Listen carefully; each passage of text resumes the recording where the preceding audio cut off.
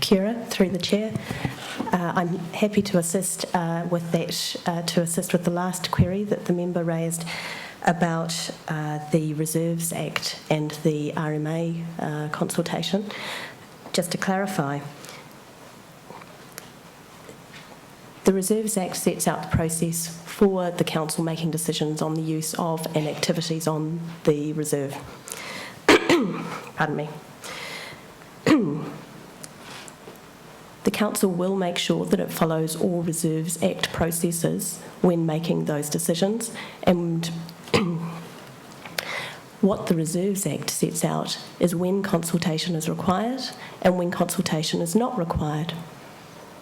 The Reserves Act does not require further consultation where a proposed activity has been granted a resource consent after a public notification process under the RMA. Just a supplementary on that, if I may. So what does that apply to granting a resource consent for land use? So again, through the chair, the Reserves Act sets out when consultation is required, and it's very clear that consultation is not required where that has occurred through a public notification process that has led to the granting of a resource consent for that activity. Yeah, so it doesn't apply to a land use consent. Through the chair, the land use activities does not require consultation under the Reserves. Strike that, let me be clear. The Reserves Act is where the council is exercising the landowner approval that you have referred to. Sure. The RMA is the regulatory approval. The link between the two is that the Reserves Act sets out the process on when you are required to consult, and I've just provided those comments on what that says.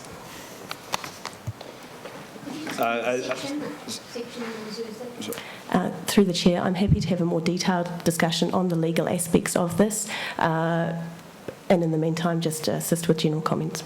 Sorry, so there's section 54 of the Reserves Act. Yeah.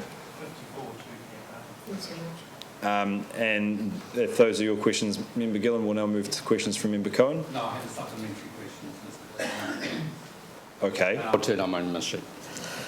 Just clarifying it, at what stage, if it gets a resource consent, at what stage is the resource consent valid, given, as we've got in another part of our resolution tonight the Chair's put up, that at the hearing panel, it could be actually the challenge by the hearing panel to go to the Environment Court or go to the High Court or go anywhere else. So what point in time is the point that the resource consent is given and that process in regards to the landowner consent applies? Through the chair, I will just refine restrict my comments to the actual wording of the Reserves Act. As noted, I'm more than happy to have a more detailed legal discussion with all the facts in front of us. The Reserves Act talks about, it uses the term following the granting of a resource consent. So just clarifying, so what point is that? Is that just at a hearing panel, or is that when there's an appeal process in hand? So is it a valid resource consent?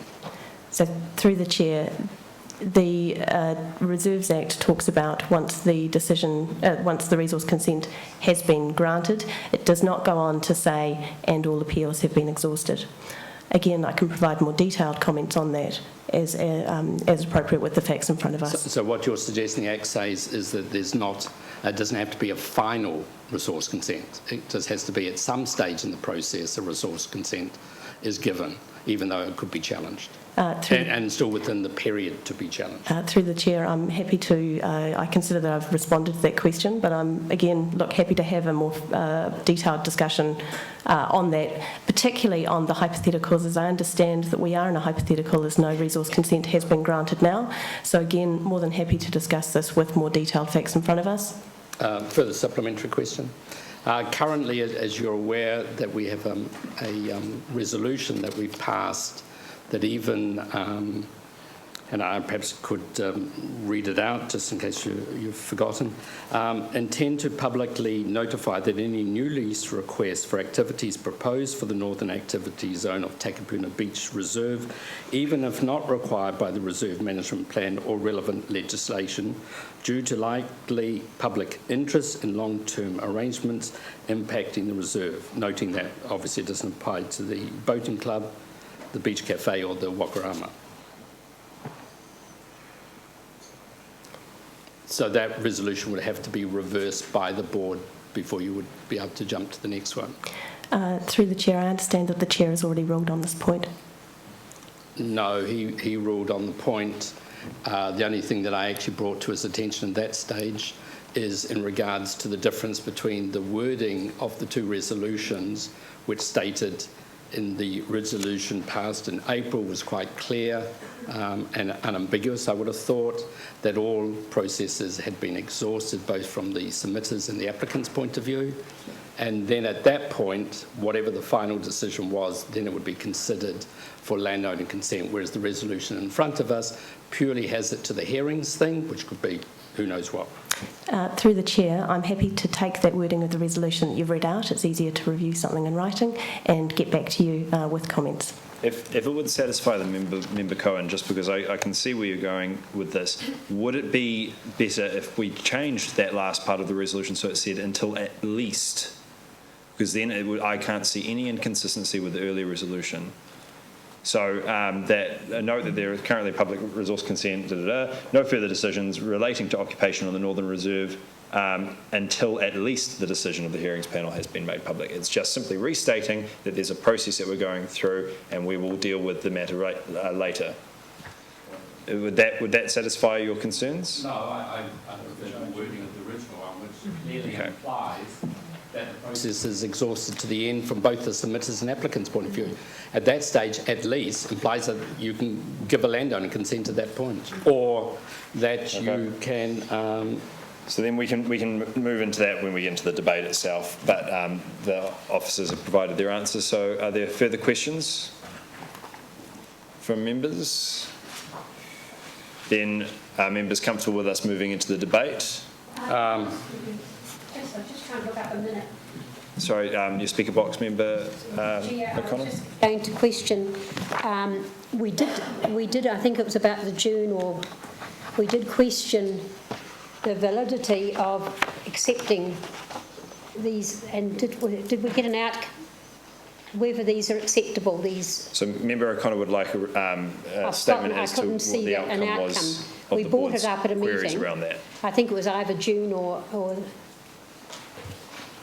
So through you, Mr. Chair, just to be quite clear, I believe you're referring to the form with the... Yeah, the form that came out with the... So we received 104 of those submission forms that were included as part of our analysis. Okay, So so in this- the event that particular board members wanted to discount those, that is your prerogative. We have So it's provided no 104. advice as to how you should treat those. Okay, thank you very much. Okay, member Cohen? Let's draw your attention to 3.10.17. And it's unfortunate on the one written, it would be helpful to put what exactly was so that in 4 months' time when someone's looking at it, we actually know what the point I was actually making. But the new one that I'm stating is in regards to the E that you've got currently here at the moment, is that, to the best of my knowledge, and you probably have a much better memory than I have, but I was under the impression that in the previous term, that we gave that we would give at least 6 months' notice to the campground, and this seems to contradict as much more a speedy type process. And given that the summer's coming up, it seems a real travesty if you're suggesting that we basically have so much uncertainty that you're going to create that they can't take any bookings for the summer, which was obviously not the intent of the resolution that was passed in the previous term. I understand your concern, member Cohen, which is why I believe the wording of the resolution at the moment currently asks for a report for the discussions to begin, and it also says as soon as practical. or practicable. It's not my intention to suggest a specific time frame. I do take the point we have previously resolved at least 6 months. It might be longer, it may be less, but I think the point that needs to be clear is that we need to have some certainty around when the current operations will cease so that we have an idea of what replacements or alternatives may be able to resume past that point. But we need to have clarity around that. So, Mr. Chair. So just in terms of my ruling, and you can have it noted in the minutes, my ruling is that that does not go so far as to revoke the earlier resolution of the board. It's simply as a request for a report, which I believe is in order, which I don't believe is in conflict with the earlier resolution. So I rule accordingly. So just to clarify, perhaps it would be helpful if you just put in that is not anticipated, that you'd still be giving 6 months' notice. I wouldn't want to confine it as much as that, but we could say as soon as practicable, noting a prior commitment of the board to grant at least 6 months' notice. Is that sufficient?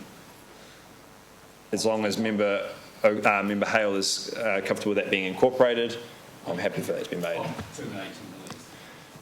Notice of, noting the prior commitment of the local board to grant 6 months' notice prior to terminating the leasing arrangements. In the event? Sorry, to keep it open, not predetermining what the results of that report will be. In the event, maybe we need to say. In the event, prior to the, taking out prior to and just saying in the event that that the lease is terminated, the leasing arrangement is terminated. So does that satisfy your concern?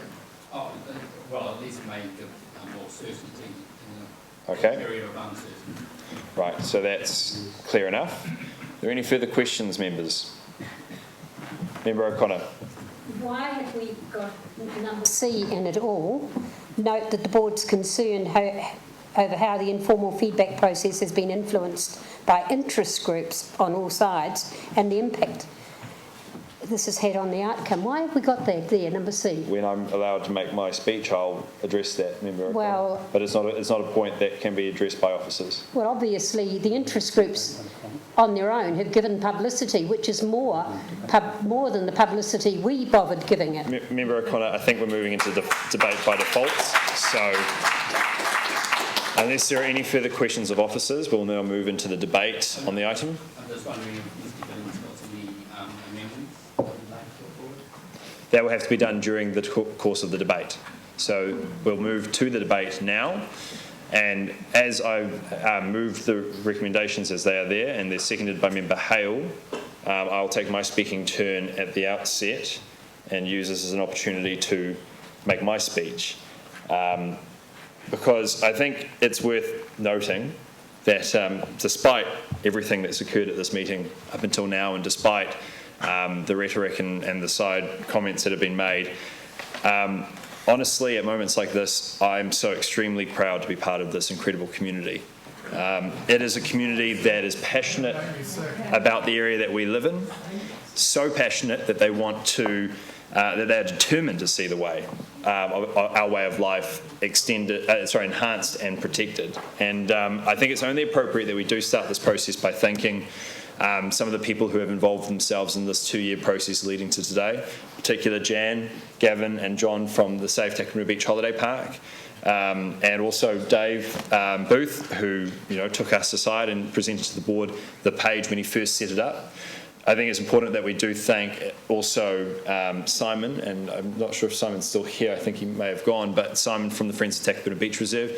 No one can doubt that they've stayed absolutely true to the mantra of public space for the public. And similarly, I'd like to take the opportunity to thank Peter and David from the Harbour Access Trust and from Yachting New Zealand, because you've been nothing if not flexible in the changing tides of this process.